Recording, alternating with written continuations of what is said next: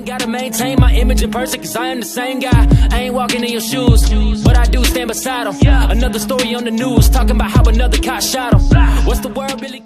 I ain't gotta maintain my image in person, cause I am the same guy. I ain't walking in your shoes, but I do stand beside them. Another story on the news, talking about how another cop shot him. What's the world really coming to? What you think the people gonna do? Everybody's so oblivious, open your eyes, that shit right in front of you. Welcome everyone, my name is Jordan Farmer. This is the Uncommon Ground YouTube channel where we are indoctrinating the masses, and today I'm going to be breaking down the Second Amendment, guns, gun control, and gun violence, and that sort of whole issue. As with all policy discussions, we must first start with what are the goals of policy. And when we ask that question, you must be very careful to never confuse policy for a goal in and of itself. Because policies are only ever the means of achieving a goal, and the way to actually measure whether or not you achieve a goal is to have a metric for success in that goal. The metric and the goal cannot be the policy in and of itself, and because you can't measure in any way success or failure if the only standard is that a certain policy has been implemented and met. Because once you've implemented it, it doesn't matter what happens. Doesn't matter what actually happens with that policy, because you feel good about it or because it's the policy that's right for you. You can just ignore all of the issues related to that entire topic, and you can just feel good about where you're at in your policy. So, very important. Establish the goal. Make sure you're not confusing policies for goals. Okay. What is the goal? Centered around how we handle guns in human society.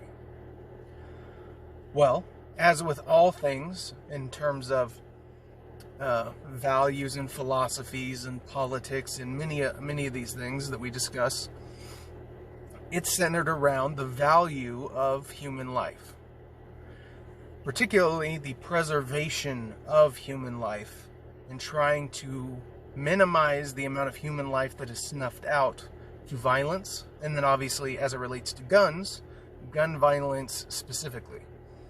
But in what I just laid out there, you must separate away from the tools of violence and look at the violence itself first before you can then look into the more nuanced levels of analysis. Because if you have more murders but less gun murders, are you better off when it comes to the metric of lives preserved? Or, murders? Basically, you want the greatest number of lives preserved goes right in hand with the least number of lives lost, which just means minimizing the murder rate. So the metrics are minimizing the murder rate, basically. That should be the first policy to begin with. Now, when you look within sort of murders, and specifically murders committed by guns, some of those can be mitigated through policies that are specific to guns.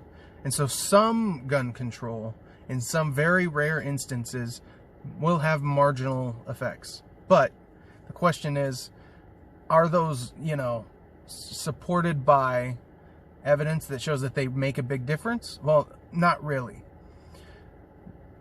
For the most part, what seems to affect violence and then gun violence in a society, violence first, is economic inequality, or the Gini coefficient. It's a measurement of economic inequality. Once it stretches out to a certain point, violence goes up, because when you can't make resources through when you cannot gather sufficient resources through peaceful means, you will then start to take resources by force. That argument ignores individual accountability and behavior, but let's assume that the law is going to take care of that, and if someone commits a crime, they're going to go to jail. Okay? So let's move that. I'm being a smartass today. Anyways, so violence is the primary issue, and economic inequality is one indicator of that. Values and culture in a society is another. Cost of living, typically in areas where it's higher, you're going to see, in areas where it's higher and there's a poor population, you will see more criminality and violence. And then also, it has to do with many human factors that are very, very difficult to actually influence through policy. You can only do it indirectly. But essentially, young men will either create or destroy. And so if we do not have a society in which men's paths through their very, very volatile and blooming with potential period between like age 15 and 27, if they're not creating, they will be destroying. And in many cases, even on the path of creation, they're destroying plenty, because we're not inherently good. Women are not inherently good. And men have a capacity for violence and for victimization of other people that is absolutely without question. And all men must continually, once and continually, make the decision to either be a protector or be a predator in this world. And by being a protector, that means you're protecting against other men and against predators. And that requires action and capacity beyond merely being a nice person. So, when it comes to violence and gun violence,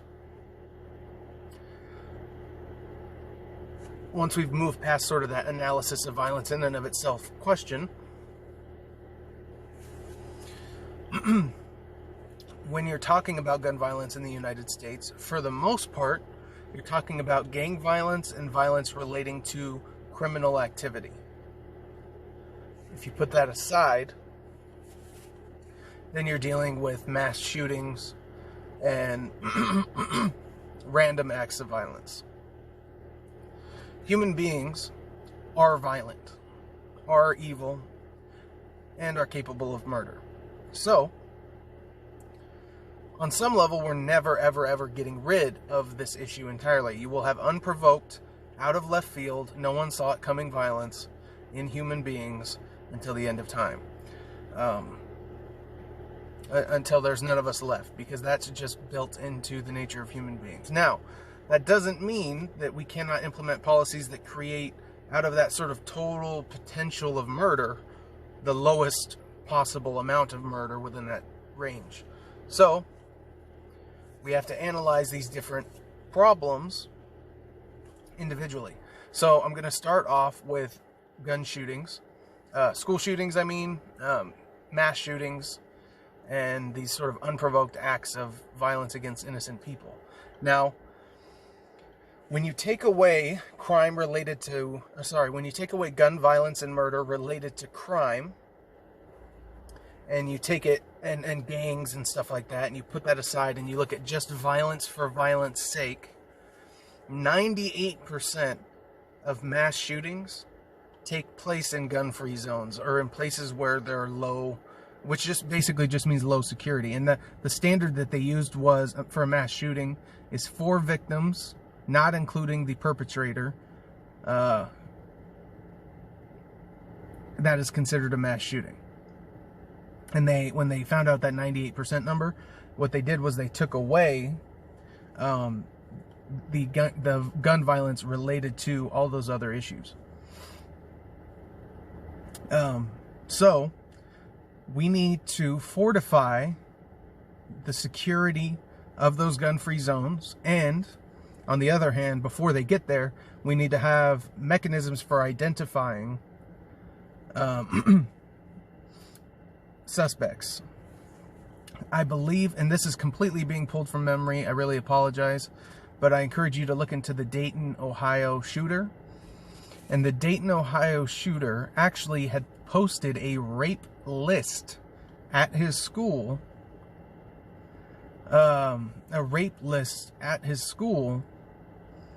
for a bunch of women that he was basically threatening to rape. And it was known to be him, and no one did anything about it. And that's a threat of violence. That's not a joke. That's not a joke. I don't care if some dickhead freaking jerk off teenager it was joking. It's not a joke when you're that girl who now has a freaking, let's rape that chick. You're now freaking, that girl's now prey. She's not getting away from, the psychological distress alone, and the fact that it's a threat of violence should have put that jackass behind bars long before he committed the atrocities that he had committed. And things like that happen all the time. And so those kinds of failures have to be accounted for just by having proactive mental health screenings. And if anyone threatens violence, or if anyone acts in this way where they have very obvious antisocial behavior, they need to be removed. I mean, not... Ideally, you get them socialized before they start being violent, but if they start threatening violence, you need to get them away from those other kids and get them treatment. And I just can't believe why we don't do that more effectively. Even if he wasn't, even if you didn't want to say that guy was mentally unstable or whatever, like, and I think he ended up being mentally ill. At a bare minimum, he should have been put behind bars for that threat of violence. So. On that side of things, we tackle it that way. On the other side of things, where you're dealing with actually securing the schools, mainly schools, trying to secure the schools themselves, the only way you handle a bad guy with a gun is a good guy with a gun, and a trained good guy with a gun. And for some reason, many people are comfortable with that good guy that's trained with a gun, or good woman that's trained with a gun. Many people are okay with that being a cop who will show up 20 minutes later, or who's, there already. But for some reason, if it's a teacher with the exact same training, shooting practice and all that, it triggers some people, and they're not. If your argument is ever, it makes me feel uncomfortable inside, you're a fool, man. Like, I feel really uncomfortable having these guns at the school. Well, guess what? I feel really uncomfortable having cars driving by me too fast. You want to get rid of roads because it makes you uncomfortable? Like, they can kill you. Cars can kill you. Cars kill people all the time. It's just a silly way to go. Please, people, be intellectually rigorous. I beg you. God. Let the feelings frickin' leave them at the door, man. They got no business here. They ain't got no business in politics. Please. Holy crap. Get the feelings out, and on both sides. Mainly the left, but damn, both sides. Get the freaking feelings out. Okay, so that's really how we solve the issue. Put a good guy with a gun that's trained, or a good woman with a gun that's trained on the other side to help protect the kids, keep them safe. If you're against that, please give me some sort of other option. But most of those people are like, well, we need to control the guns. Okay, well, bad guy. Okay, and like the point is true. Criminals will get guns, illegal firearm sales from the cartel, and from anything you make illegal, it will be sold in the black market. That's just how it works. You can't keep people from getting the stuff that they get. You can only handle them after they've gotten the stuff. Think about drugs, think about pornography, child porn, all that kind of shit. There's people who figure out how to get child porn, like from people. Not like... This is a really dark road. But I'm just saying, there's people that are resourceful that will get illegal material no matter what the hell you do, and no matter how hard it is to get, and no matter how dangerous it is to have. And there's very few things more dangerous to have than a gun, because it can kill you, literally. So, people will get the guns. And if you don't think they will, you're a fool. But let's say you're not a fool, whatever. The cop isn't getting there for probably 20 minutes. And so that thief, if he has a knife, he's going to stab you, or your wife, or your husband, or your child, while you're calling the cops to show up and play hero and rescue, but you're an inept fool who cannot defend themselves. That doesn't work very well. Sorry. That's a very, very poor way to go. So please, please, please protect your family, man, and stop being such fools about this whole situation. No, don't have a charger. That's unfortunate. It's probably going to die. So, and then when it comes to gang violence, really the way we solve gang violence is we actually put those guys away in prison for a longer time. The shortness of many prison sentences for gang violence is ridiculous. We somehow treat murder less bad because it's tied to gang members and stuff. Like, I don't get it. But also, gang violence is largely, again, young men not having direction. So my systemic racism video and the perpetuation of poverty program that's been happening since 1970 that I lay out between education and housing and all that kind of stuff, all of that contributes to gang violence in large part. If young men have good gangs, football teams and stuff, or other things, or if they're an individual, if they have good martial arts and things to get into to develop themselves, that's very, very healthy and good. And so we need to encourage that as much as possible. And that has to do with better funding in schools, has to do with cheaper cost of living, has to do with better economic opportunity, and many, many other things. Please check out those other videos and my other work to analyze all that. So now let's get to actual gun control. Talking about magazine sizes. If you can ahead of time pack 3 10-round magazines instead of one 30-round magazine, you're achieving almost nothing in creating a regulation against the 30-round magazine. And I've shot guns myself, and I can tell you, if I was shooting people, the required to replace them to get, a 15 or a 10 or a 50 or a 10 or 8 or whatever you want, it's not that much time, man. So you're not doing anything by that kind of a regulation. You're accomplishing nothing. Again, plus 3D printing and other stuff, they're getting that shit if they want it anyways. So get that nonsense out of here. Moving on again. Locking your gun in a safe in your own home. The whole point of having the gun in your home is that it's accessible when you need it in a life-threatening situation. Not to have your cops show up there 20 minutes later, and definitely not to make you have to get it like 2 minutes later when the person might be coming into the room right there and might have a gun themselves. So the safe lock boxes, the clip size stuff, and regulating the kinds of guns people can have, I mean, it's really all nonsense to me. It's really all just ridiculous over control, and people thinking that they're doing something or achieving something when in reality they're doing no good by advocating for that policy. And if it was implemented, it would achieve virtually no effect. So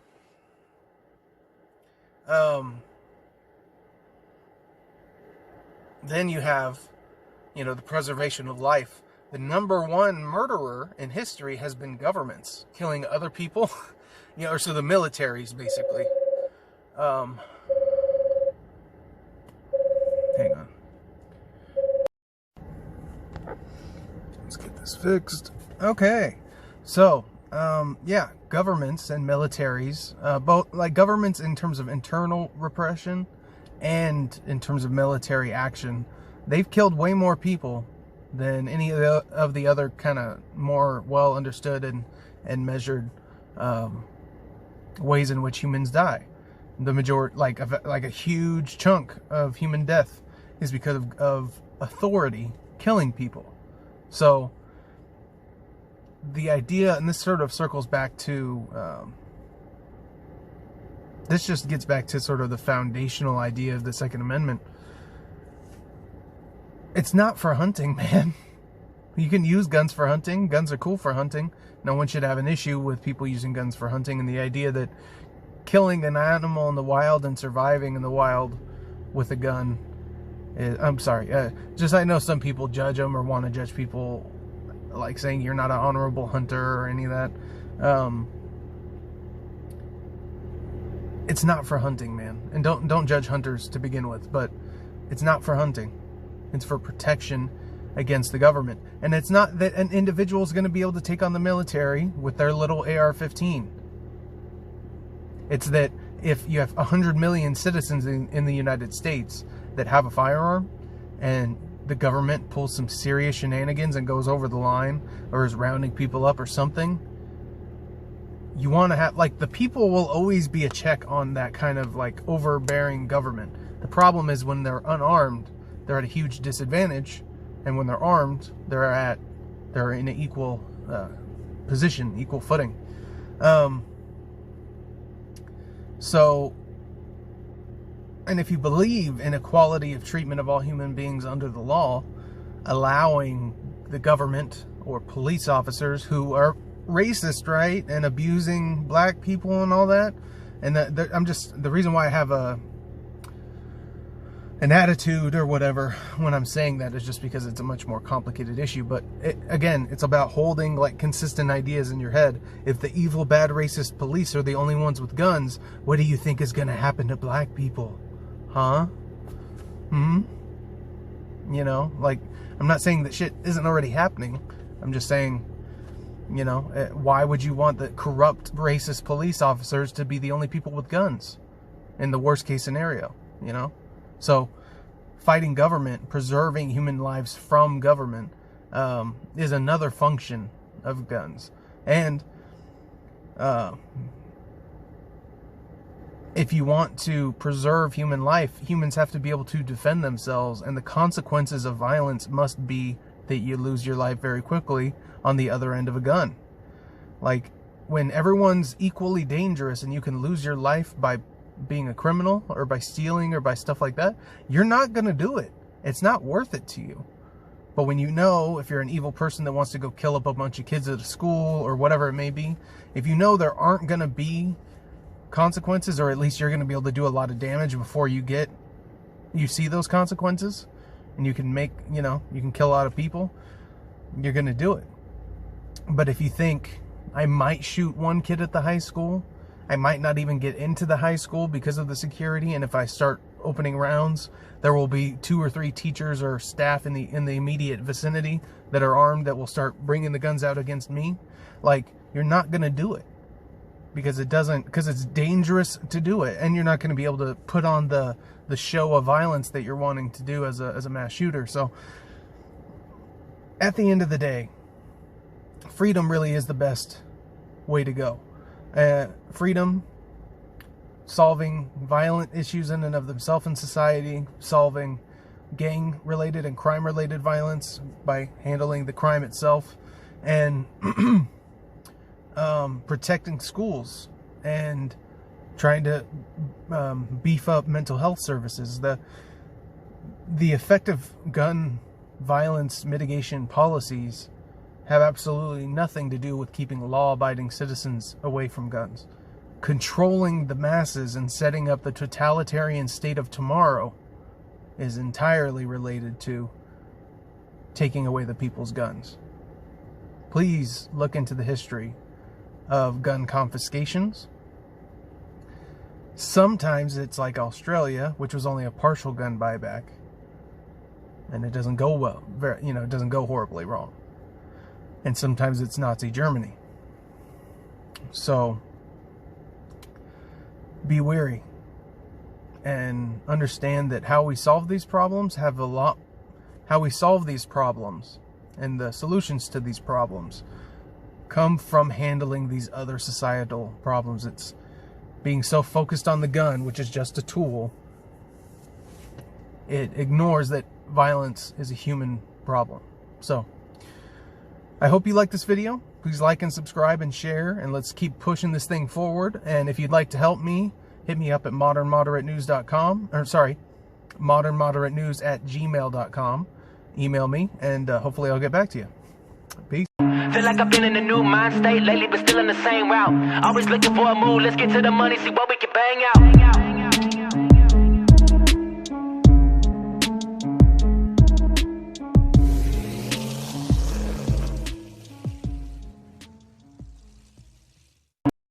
Gotta maintain my image in person, cause I am the same guy. I ain't walking in your shoes, but I do stand beside him. Another story on the news, talking about how another cop shot him. What's the world really